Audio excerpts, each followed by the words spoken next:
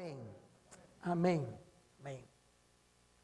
Vamos a leer la carta a los Romanos, el capítulo 1. Voy a leer hasta el versículo 7, pero realmente voy a predicar sobre el versículo 1. Y dice: Pablo, siervo de Cristo Jesús, llamado a ser apóstol, apartado para anunciar el evangelio de Dios. Allí hay una mina en ese pasaje, que por medio de sus profetas ya había prometido en las sagradas escrituras. Este evangelio habla de su hijo, que según la naturaleza humana era descendiente de David, pero que según el espíritu de santidad fue designado con poder hijo de Dios por la resurrección. Él es Jesucristo nuestro Señor. Por medio de él y en honor a su nombre recibimos el don apostólico para persuadir a todas las naciones que obedezcan a la fe. Entre ellas están incluidos también ustedes, a quienes Jesucristo ha llamado. Les escribo a todos ustedes, los amados de Dios que están en Roma, que han sido llamados a ser santos. Que Dios nuestro Padre y el Señor Jesucristo les concedan gracia y paz. Un llamado, un propósito, un evangelio nos plantea Pablo en todos estos versículos. Pero hoy quiero detenerme solamente sobre el versículo 1. Y hermanos, hoy hay muchas maneras, muchas formas de darnos a conocer o de presentarnos unos a otros. Lo más normal es cuando, oye, mira, te presento a fulano, mucho gusto, uno le da la mano, ¿verdad? Como señal de buena voluntad y de reconocimiento de esa persona. Sin embargo, hay otras maneras también. Por ejemplo, cuando usted va a buscar un trabajo, normalmente le piden un currículum o un resumen, como decimos aquí, ¿ok? Y ese currículum o ese resumen tiene parte de la historia laboral de su vida, ¿ok? Tiene su nombre, dirección, teléfono, pero tiene dónde trabajó, qué ha hecho, si está en algún plan especial, cualquier cosa. ¿Cuál es el propósito? Conocer su trasfondo, conocer su background, conocer su historial de vida. Y en esta carta Pablo comienza precisamente haciendo su presentación de quién es él, de cuál es el propósito de su vida y para qué y quién él vive. Porque recuerden algo, hermanos, la iglesia de Roma fue la única iglesia que Pablo no estableció. Pablo no estuvo en un viaje misionero en Roma. La iglesia de Roma comienza allá en el día de Pentecostés,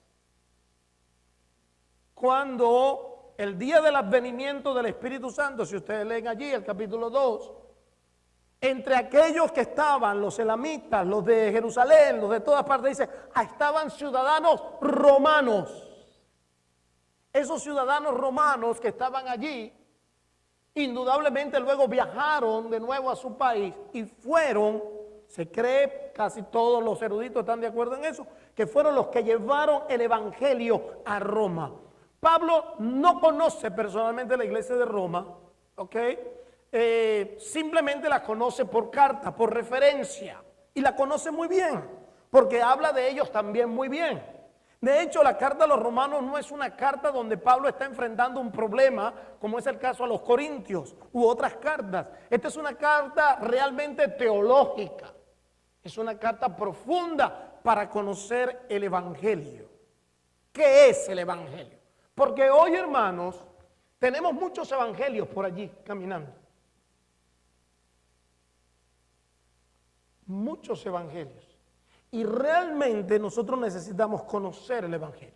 En medio de esas circunstancias, Pablo le escribe a la iglesia de Roma y él precisamente lo primero que hace es presentarse. Pero en esa presentación hay una mina de Dios para nosotros en este día. Hay una palabra de Dios para nosotros en este tiempo en que vivimos.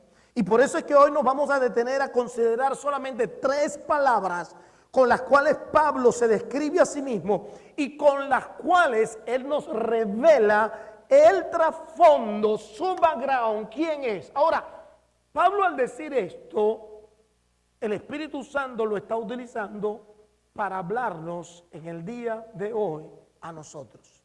¿Qué es lo que Pablo dice? Pablo dice, Pablo, yo soy Pablo, siervo de Cristo Jesús, llamado a ser apóstol, apartado para anunciar el evangelio de Dios.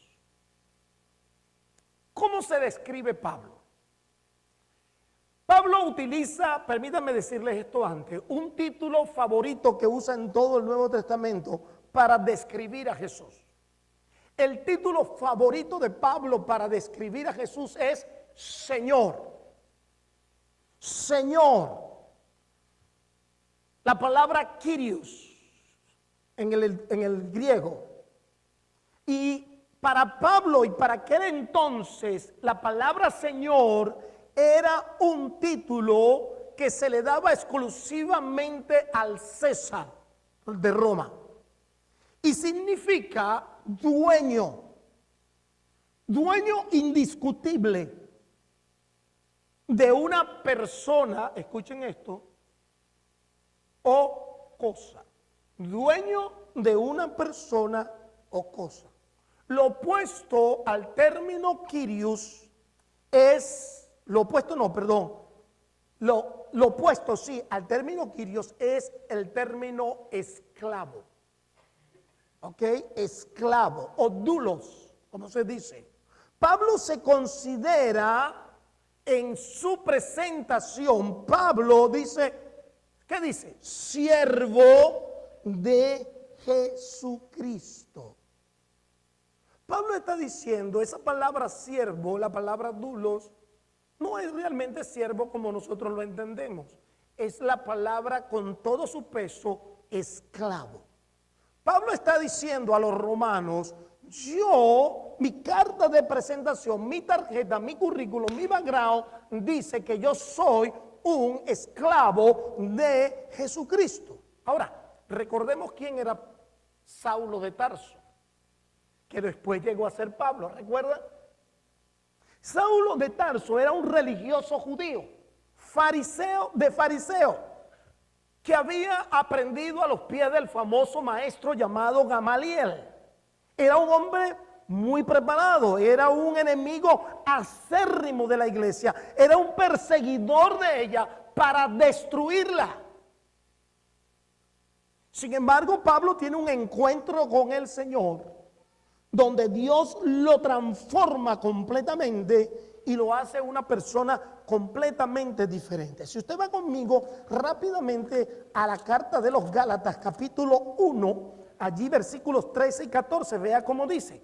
Ustedes, Gálatas 1, 13 y 14, ya están enterados de mi conducta cuando pertenecía al judaísmo, de la furia con que perseguía a la iglesia de Dios tratando de destruirla. En la práctica del judaísmo yo aventajaba a muchos de mis contemporáneos en mi celo exagerado por las tradiciones de mis antepasados.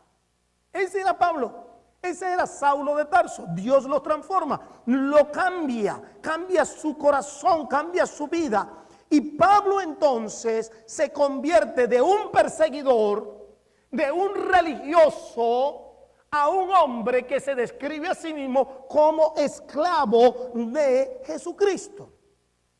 Si usted estudia el Nuevo Testamento, se da cuenta que en él los cristianos de aquel entonces se describían también ellos mismos o se les llama esclavos de Jesucristo. Y especialmente Pablo se llama a sí mismo como tal. Ahora, los cristianos, antes de ser esclavos de Jesucristo, ¿de quién somos esclavos? ¿De quién? Del pecado. Todos los que estamos aquí, de una u otra manera, hemos experimentado esclavitud del pecado.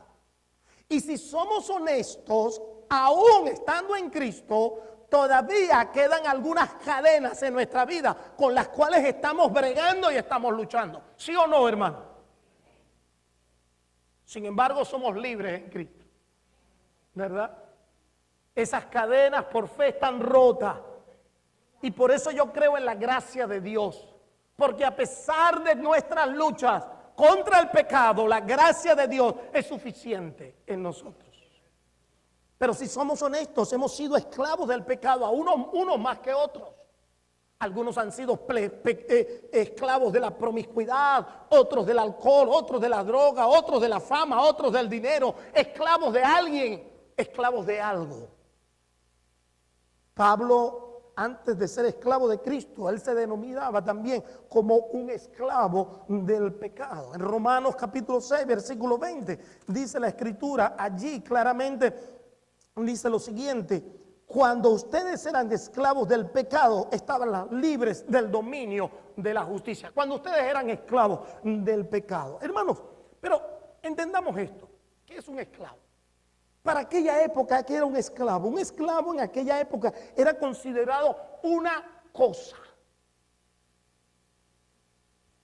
una posesión, como yo tener este celular en mi mano. Era algo que le pertenecía a alguien, porque ese era el concepto. No tenía libertad propia, todo le pertenecía a su señor. Su amo era su dueño. Aún sus hijos, su esposa, las cosas que podía en algún momento tener, no le pertenecían. Es más, hermano, si un esclavo se enfermaba, el dueño, el amo, podría darle una patada y tirarlo en donde sea y que se muriera. Y para él eso no era ningún problema, ningún delito, ninguna circunstancia. Porque era simplemente un esclavo. Pablo, cuando dice aquí, yo soy un esclavo, está diciendo, yo tengo un dueño y yo tengo un amo y yo le pertenezco a él. No me dirijo, no hago lo que me da la gana, no tomo las decisiones como yo quiera, dependo de mi amo. Mi amo manda en mi vida, mi amo me dirige, mi amo me habla, mi amo me cuida. La idea es la absoluta sumisión del hombre a Dios. Pablo está diciendo aquí que si tú eres un seguidor de Jesucristo, tú eres un esclavo de Él. El mismo Jesús había dicho que nadie puede servir a dos señores. ¿Por qué? ¿Recuerdan ustedes por qué? Porque terminaría siempre ¿qué? Amando a uno y aborreciendo a otro. No puedes servir a dos señores. O tú le sirves a Cristo o tú le sirves al mundo. O tú le sirves a Cristo o le sirves a la carne. O le sirves a Cristo o le sirves al mundo. O le sirves a Cristo o le sirves al diablo. Pero no puedes estar allí. Y hermanos, tenemos que reconocer que muchas veces nosotros nos manejamos en esas dos aguas. Y no es así. Pablo decía, yo tengo un amo. Ahora, el esclavo no tiene voluntad, porque es una posesión de otro. Y aquí entra un punto muy importante, hermano. Nosotros hoy en día como cristianos tomamos decisiones, hacemos inversiones, tomamos caminos, nos casamos, compramos, vendemos, hacemos negocio. Y la pregunta que me hago, y hacemos nuestros planes, es, ¿consulté con mi amo?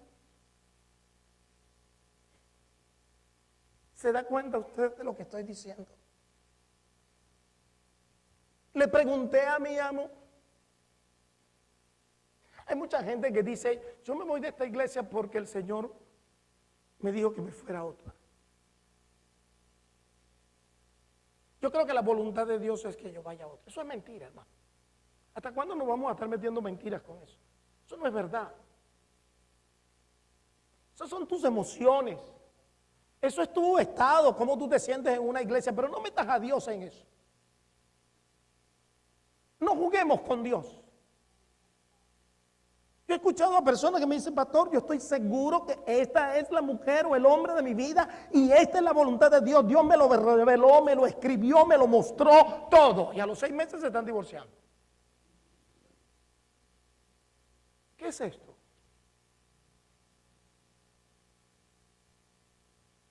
¿Sabe cuál es el problema nuestro? Que nosotros no entendemos este concepto en la esencia. Porque nosotros estamos viviendo en tiempos donde la esclavitud no lo hemos experimentado. En el sentido real de la palabra. Porque usted es un empleado, a lo mejor un dueño de empresa. Y como dueño de empresa o empleado, usted tiene sus derechos. Y si no, usted reclama. Y si no, va al sindicato. Y si no, hace cualquier cosa. En aquel entonces no había sindicato, no había nada. Y si no le gustaba, tampoco valía nada. Pablo se considera un esclavo completamente de Jesús. Porque él decía, yo estoy completamente a la disposición de mi Señor. Pablo lo decía allá en Gálatas 2:20 cuando dice, con Cristo estoy ¿qué? Juntamente ¿qué? Crucificado. Y vivo yo para mí. Y disfruto mi vida como yo quiero. Y tomo las decisiones como a mí me parece. ¿Dice eso? No, ¿qué dice? Mas lo que ahora vivo en la carne, ¿lo vivo en qué? En la fe del Hijo de Dios que me amó y se entregó a sí mismo por mí. O sea, Pablo no vivía una vida independiente. Pablo, su vida dependía de Dios.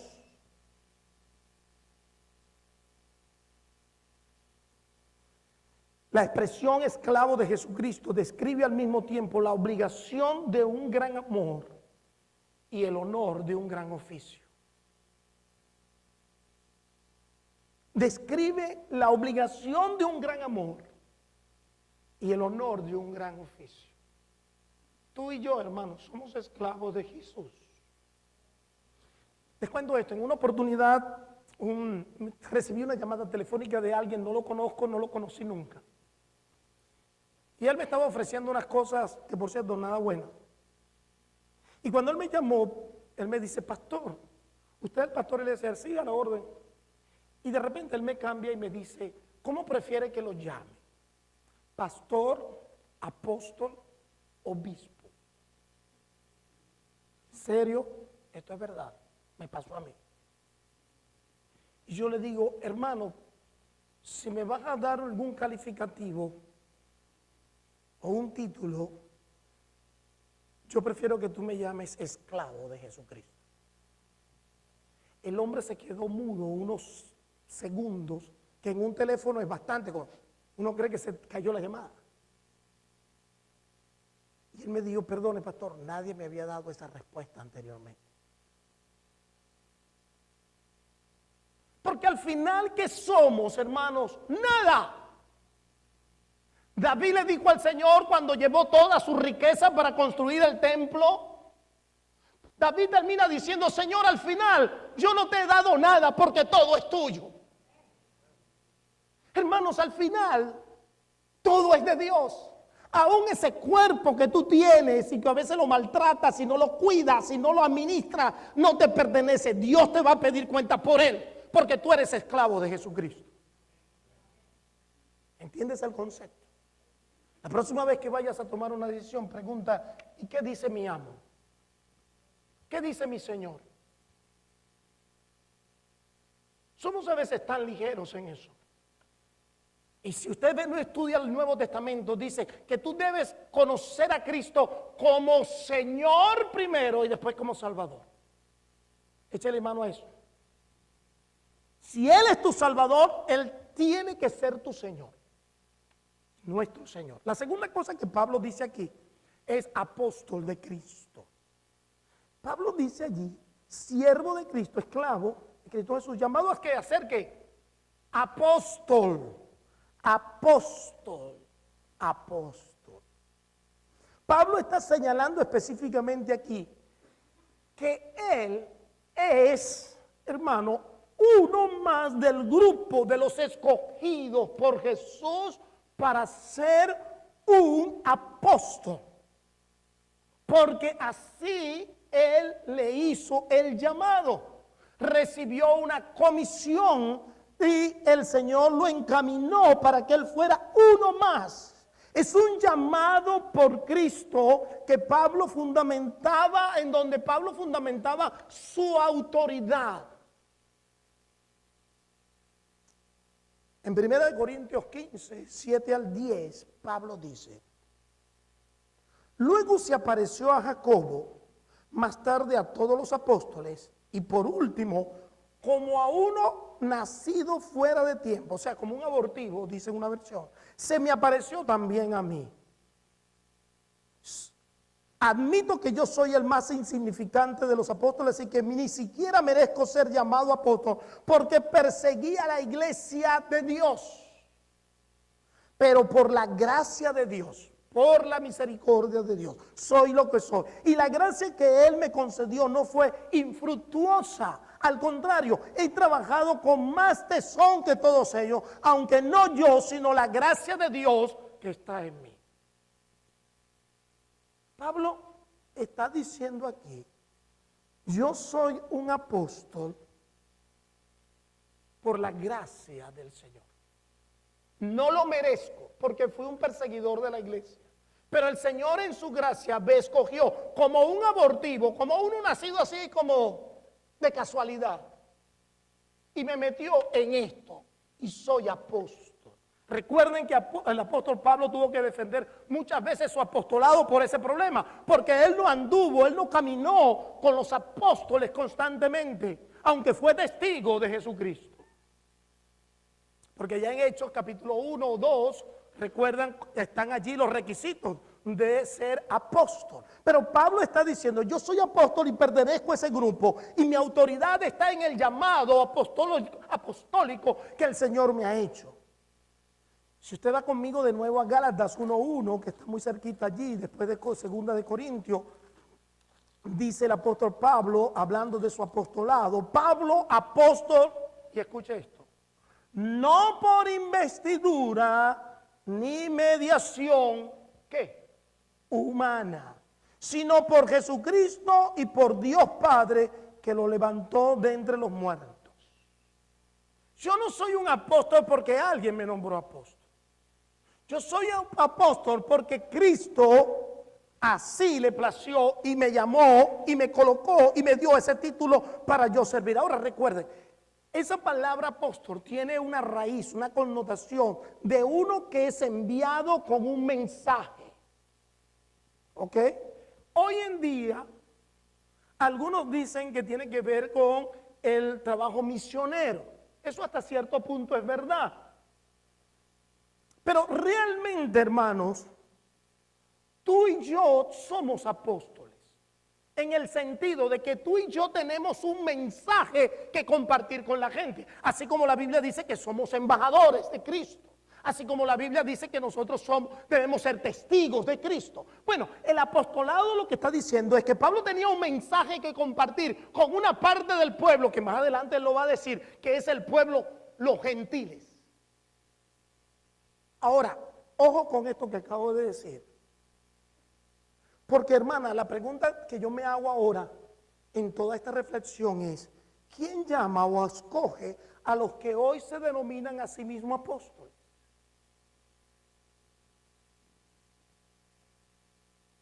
Si usted estudia la historia moderna de ese movimiento, se va a dar cuenta que esto viene de África, de un personaje por allá, un tal obispo, ¿ok?, que un día, no sé si tuvo un mal sueño, él se denominó a sí mismo apóstol y comenzó a nombrar apóstoles en varias partes del mundo. Y de ahí arranca ese movimiento de que hoy se llaman apóstoles. Ahora, hermano, recuerden que este fue un oficio, un llamado exclusivo para aquellos hombres que tenían un papel histórico en el establecimiento del evangelio en el primer tiempo en la iglesia del Señor.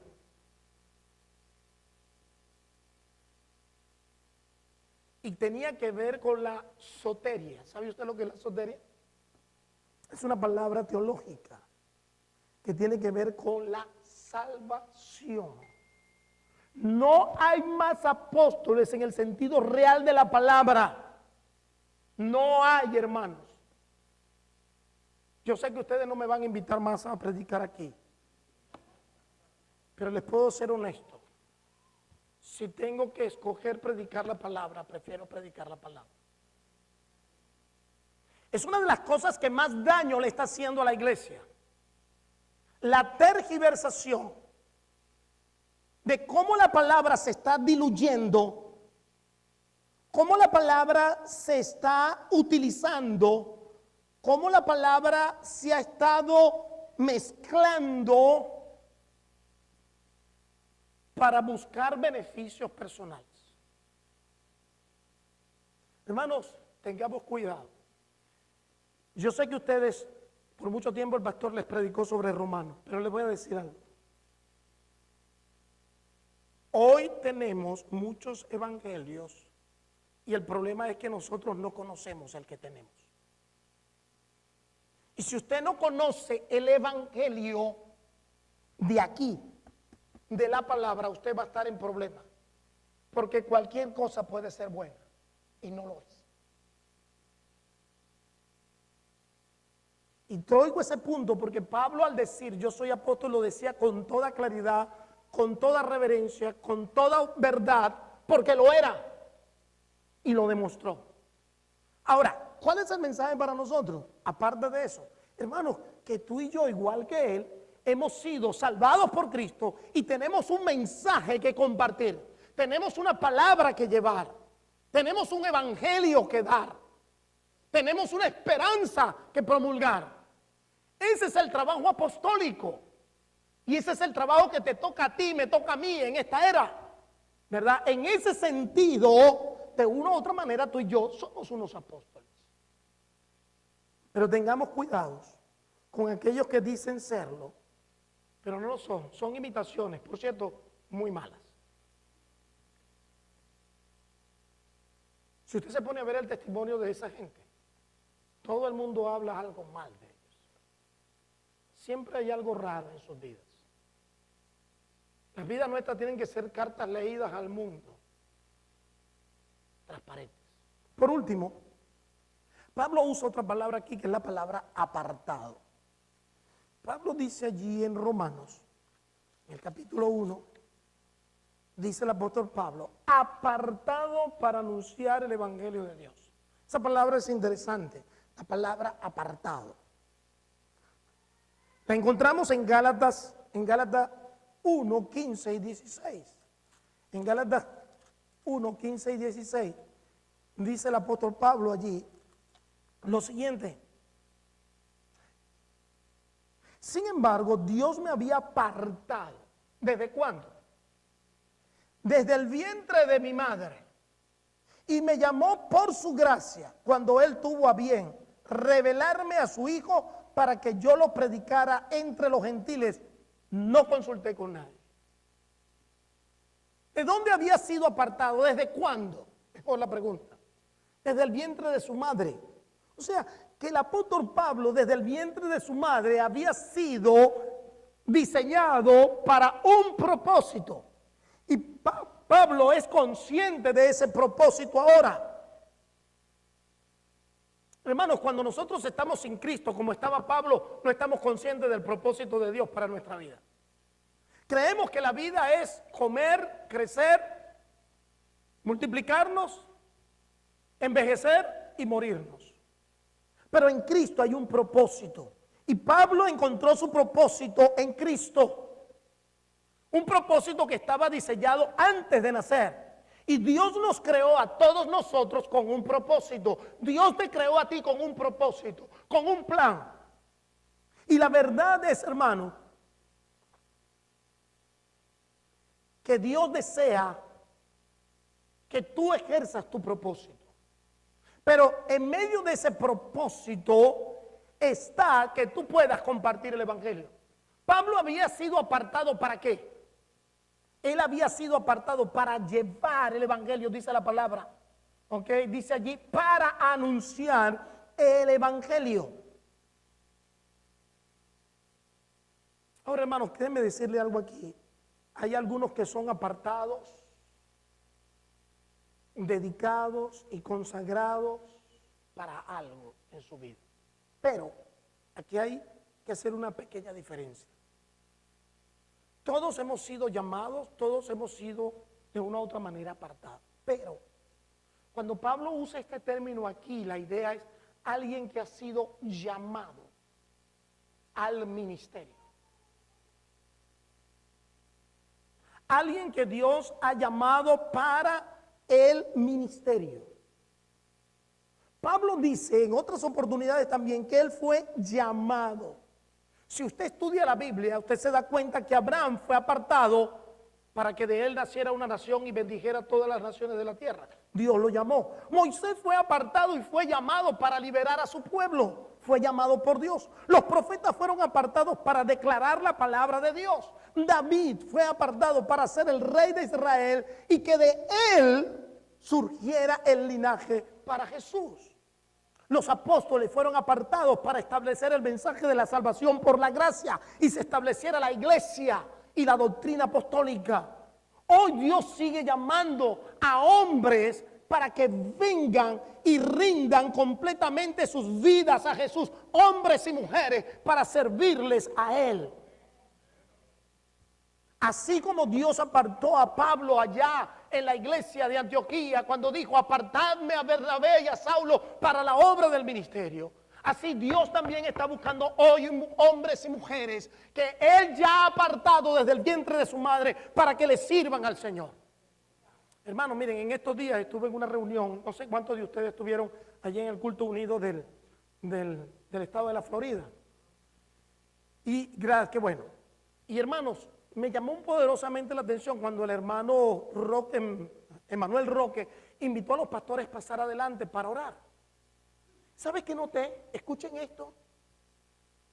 La mayoría de los pastores que estaban allí, todos eran unos viejos. El más muchacho era yo.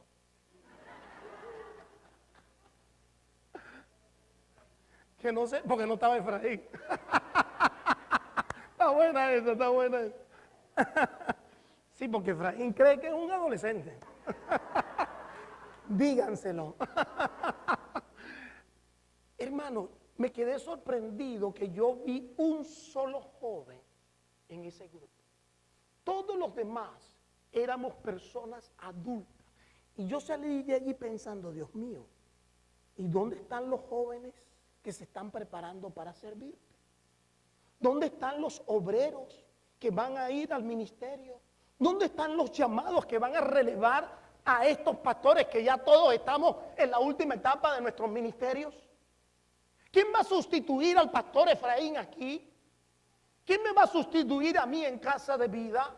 Alguien que se levante por allí y diga: yo soy pastor, un aparecido, o un hombre que realmente haya tenido un llamado de Dios, una confrontación con Dios, y que Dios le haya dicho: yo te llamé y te escogí y te voy a preparar, te voy a capacitar para que tú seas un obrero para la gloria de Dios.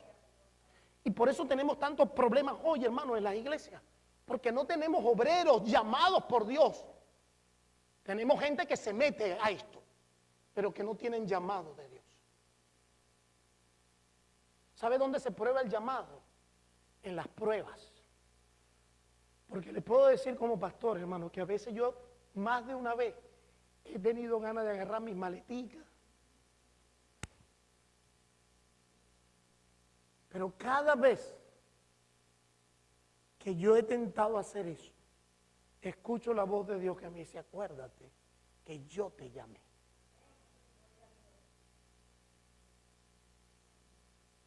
No es el conocimiento, no es la experiencia, ni siquiera la oración lo que te mantiene en esto. Lo que te mantiene en esto es el llamado de Dios. Esa es la diferencia entre el pastor verdadero y el asalariado. El asalariado huye. Y hermanos, Dios tiene hombres y mujeres llamadas en este lugar. A lo mejor Dios te ha llamado, a lo mejor tú no le has prestado atención. No importa la edad que tengas. Moisés tenía 80 años cuando Dios lo llamó al ministerio. Pero los jóvenes que están aquí, nuestros muchachos que están aquí, Estamos hablando de la posibilidad de que Dios te pueda llamar al ministerio. Que tú puedas ir a un seminario y prepararte para servirle al Señor. Que puedas ir a la universidad pensando, termino mi carrera y voy a estudiar en el seminario y voy a prepararme para servir al Señor. Pero no solamente eso, sino que de repente Dios le ha inquietado a usted para servir en algún área de la iglesia. Dios está buscando obreros, hombres y mujeres llamados, ya sean al pastorado, a la evangelización, a la adoración, a la enseñanza. ¿Cuántos de ustedes, a lo mejor aquí Dios les ha llamado y ustedes no han oído la voz de Dios? 3 palabras Pablo nos habla hoy. Si yo soy siervo, soy esclavo, yo tengo que obedecer al amo. Si yo soy esclavo, como esclavo, Dios me ha enviado a predicar el evangelio como un apóstol. Fue en aquel entonces hacerlo. Y como un enviado, el Señor me ha llamado, te ha llamado a ti, hermano, para que tú le sirvas al Señor.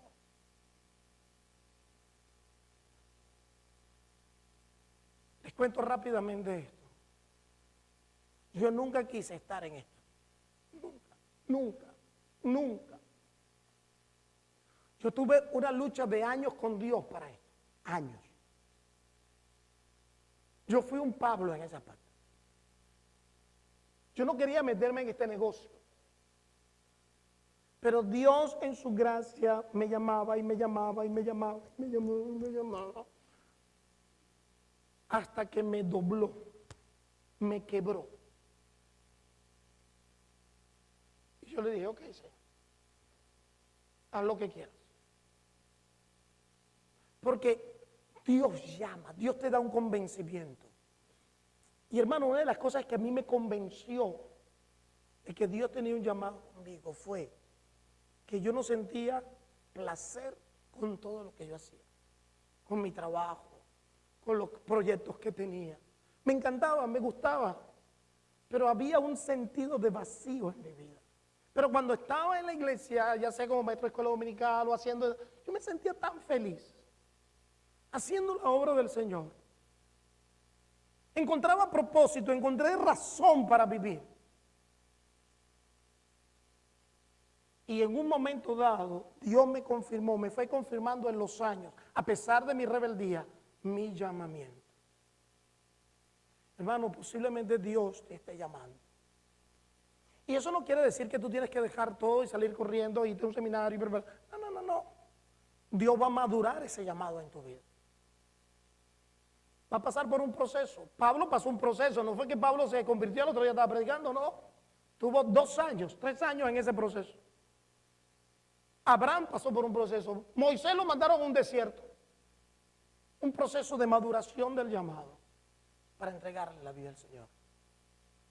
Es posible que tú, el Señor te haya llamado y esté en eso en tu vida.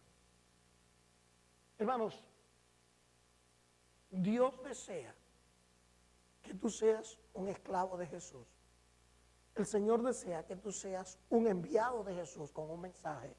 Y el Señor desea que tú atiendas a su llamado. Y medites en esto. Que en esta semana tú le puedas orar, Señor, ¿será que tú tienes un llamado para mí? ¿Será que tú me estás escogiendo? Los que son padres aquí o abuelos, háblenle a sus hijos del llamado. No importa si llega a ser ingeniero, doctor, lo que sea. Pero háblenle dentro de las opciones también que puede haber un llamado de Dios para él. Conozco a un hermano en Cristo llamado Jimmy Fornino. Fue pastor conmigo de joven. Bueno, él fue pastor de jóvenes, yo era pastor de la iglesia, él era el pastor nuestro de jóvenes. Pero mientras él era pastor de jóvenes, ya había estudiado en el Instituto Bíblico, estudiaba en la Universidad de Medicina. Se graduó como médico. Pero aún estudiando medicina, Jimmy fundó 3 iglesias. El hombre era un misionero, es un misionero.